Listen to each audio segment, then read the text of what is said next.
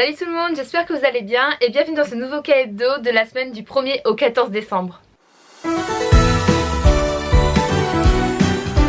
Pour ce nouveau K Hebdo, je vais vous parler du coup de 2 semaines de news, K-pop et K-drama. J'ai pas pu faire de vidéo la semaine dernière, du coup je vous fais la vidéo sur les 2 semaines condensées. On commence par les K-news, on en a eu encore une tonne ces 2 dernières semaines. On a appris que Zero Base One ont prolongé leur contrat de 2 mois. Kickflip ont dévoilé le design de leur lightstick. Park Ji-yeon a rejoint l'agence d'Abuem Company pour continuer sa carrière d'actrice. Pour son 33e anniversaire, Jin de BTS a fait un don de 100 millions de won, donc à peu près 59 000 €, pour soutenir le programme de bourse d'études pour les enfants défavorisés et un programme de soutien pour l'autonomie des jeunes. Lee So de IVE a quitté son poste de MC de l'émission Enkigayo après 1 an et 7 mois de présentation. Elle a été remplacée par la chanteuse Yeon de Baby Don't Cry. Psycho de Baby Monster et leur 10e MV à atteindre les 100 millions de vues sur YouTube. Bobby de iKON a été libéré de son service militaire ce 3 décembre. On a également appris que I.M de Monsta X ne pourra pas participer à leur tournée mondiale car il va bientôt pouvoir faire son service militaire obligatoire. Coconut de XG a révélé être une personne transmasculine non binaire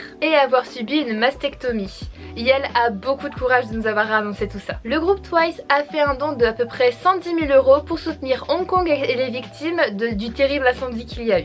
G.Y. Park a également fait un don de 1 milliard de won, donc à peu près 583 000 € à l'initiative Soutien médical aux enfants vulnérables pour participer au financement d'interventions chirurgicales et de traitements médicaux. Jellyfish Entertainment a annoncé que Sungon et Yoonso quittaient Even, donc leur groupe, et l'agence Jellyfish Entertainment. Even est maintenant composé de 5 membres. NMIXX fera un concert à Paris à la salle Playel le 22 mars. Les membres de NCT, Do-young et Jungkook sont partis faire leur service militaire obligatoire ce 8 décembre. Minho de Shinhwa est devenu papa pour la 2e fois. Soyeon de SNSD a rejoint l'agence Come Entertainment.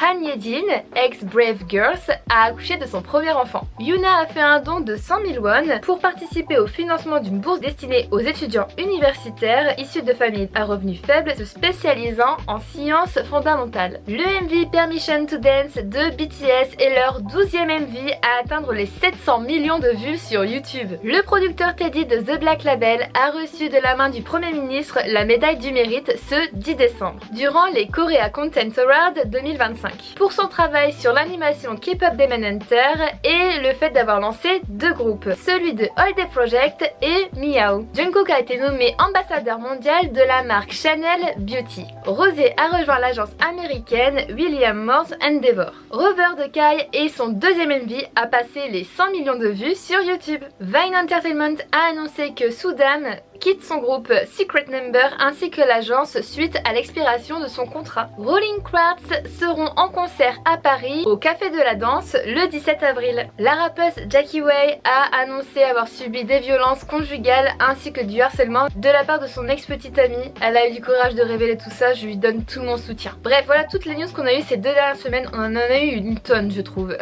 On passe maintenant à la sortie des K-dramas qu'on a eu ces 2 dernières semaines. Le drama tant attendu The Prince of Confession est sorti sur Netflix. Le K-drama Surely Tomorrow est sorti sur Prime Video. Et le dernier de cette semaine, Pro Bono, est sorti sur Netflix. On passe maintenant aux sorties K-pop. On en a eu encore une tonne, je vous préviens. Unquen de BTOB a dévoilé le MV Great Tense Moment et son premier full album Unfold. Very Very ont dévoilé le MV Red Begin et son 4e mini-album Lost and Found. Taeyeon a dévoilé un album Best Of nommé Panorama The Best of Taeyeon et le MV Panorama pour ses 10 ans de carrière. Promise 9 ont dévoilé une musique de Noël et son MV nommé White Memories. Shui Lee Yu, ex-candidat de Boys to Planet, a fait ses débuts avec le MV, je crois qu'on prononce You, enfin bref vous voyez je l'ai marqué juste ici, et son single album Sweet Dream. Crystal a sorti son MV Solitary. Yim Shi-wan a dévoilé son premier mini-album et MV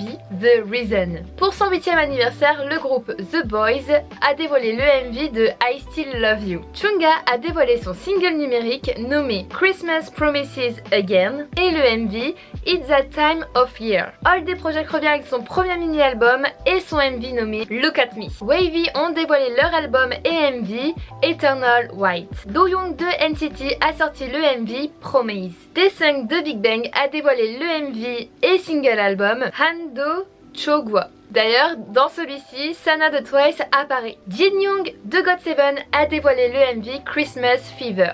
Kang Daniel a dévoilé l'album Pulse Phase et le MV Backseat Promises. Sorn de CLC et Minnie de Idol ont dévoilé leur collaboration et le MV Reservations.